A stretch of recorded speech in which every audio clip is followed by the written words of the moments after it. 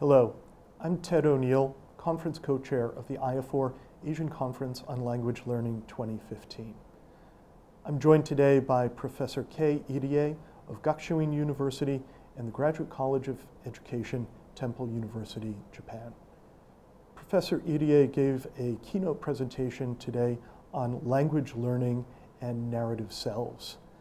Thank you very much for joining us today. Thank you for having me.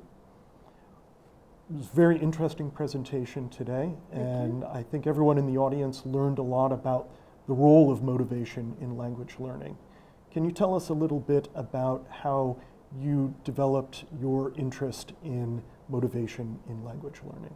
Okay, it really started as my doctoral dissertation project. I carried out a 3-year longitudinal study of junior high students' language learning motivation and how it changed over time. And so that's when I started becoming very interested in, of course, motivation, and read up on the literature and then became specialized. Wonderful. For those who couldn't attend your presentation today, could you briefly describe what is the narrative self and how does that work in motivation? Okay, well, it's a unique human quality to, be able to tell stories. And we all tell stories, but you can kind of frame self-concept, how you perceive yourself and what you think about yourself as a narrative, ongoing narrative that you can kind of think it in a way that it's a story that you tell to yourself about yourself, and that's self-narrative. And when you have language learning as an integral part of the self-narrative, it can help you to sustain your language learning motivation for a long time. Yes. As part of your inquiry into the narrative self, you conducted quite a lengthy longitudinal study with your colleague, Damon Brewster. Could you tell us a little bit about how you set up that study and how you carried that out? Right. Damon Brewster and I used to work at the same university, and then we were developers of the curriculum, first-year English curriculum, and then we had office next to each other, and then we just kind of having coffee one day, and then talked about, well, we, wondering how our students after the first year, some people continue studying English, and some people just stop studying English completely, and then we just wonder what happens. And so we decided to follow a group of students from first year, and then decided to carry on the study for 4 years. Of course, it turned out to be a 5-year project because one student took a year off and went to Canada and didn't finish university in 4 years. But it is essentially a study of, again, L2 motivation, language learning motivation, and to see changes. This time we focused on that possible self, how they develop their future image of themselves as language learners and language users.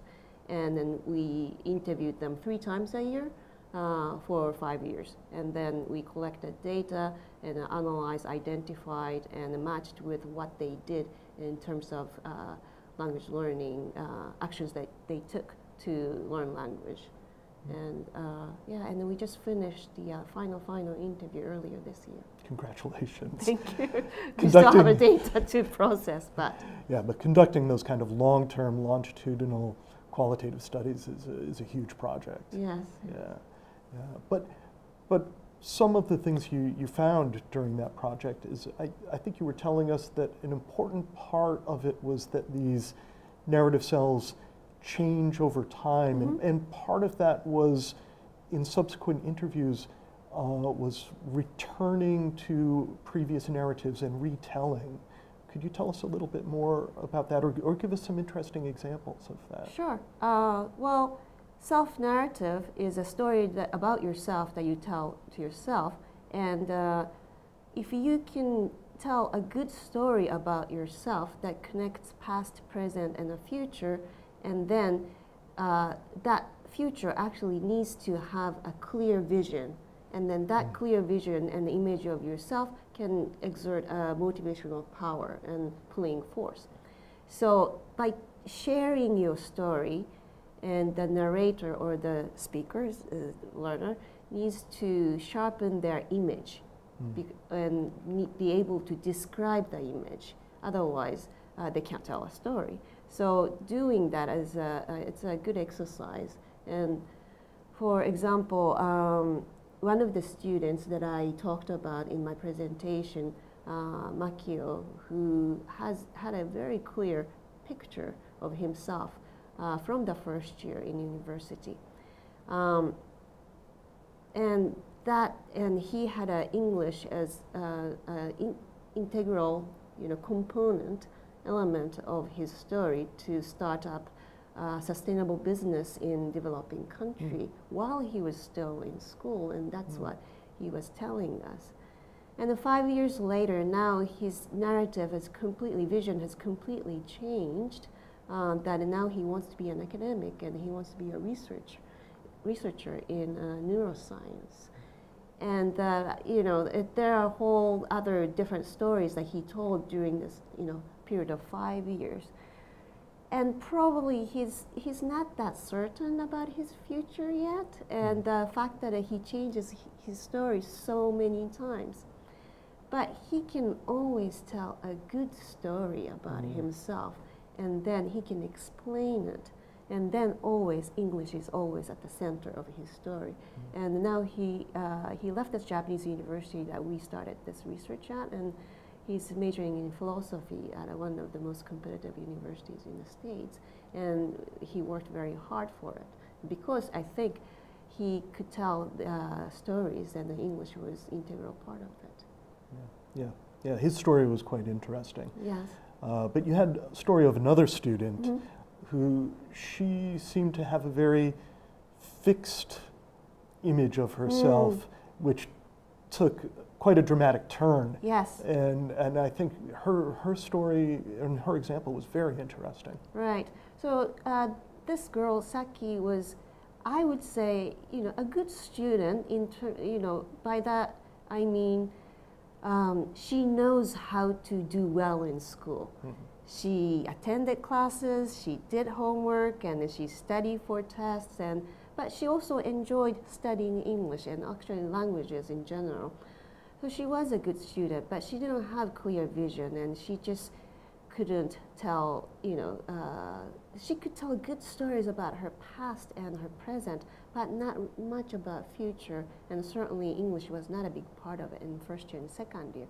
And all she kept saying was she wanted to get a good job that she might be able to use English for, but also more importantly, it is important to graduate in 4 years. Yes. And then that was the idea she had, and then it was also the ode to self that she needed to meet expectation of her parents and all that. And when she started taking a seminar class in third year, and she met a new group of students, friends, who many of them spent some time overseas, and also they had different views from her own or that she had, and she was very much inspired by this group of students. So she decided to take a year off, and that's what prolonged the longitudinal study from 4 years, 5 years. And when she first told us that she decided to take a year off, and Damon and I looked at each other and said, "What?" And we nearly fell off our chairs because she kept telling us how important it was for her to not to fall behind, to graduate in 4 years. And after that, she gained confidence in English, and her vision became a much more clearer, and that she wanted to use English in her future job. But in the end, she did not get a job that offers her opportunity to use English, but she came to terms with the fact that English was like her friend, and that it didn't have to be part of her career. And that when we asked her, so you'll be graduating from university, you won't have any chance to take classes anymore unless you pay for yourself and go to English schools or something like that. And no, I think I will continue to watch TV, dramas in English because I like doing it. And then I go traveling, and then I talk to people in English, and I will enjoy using English.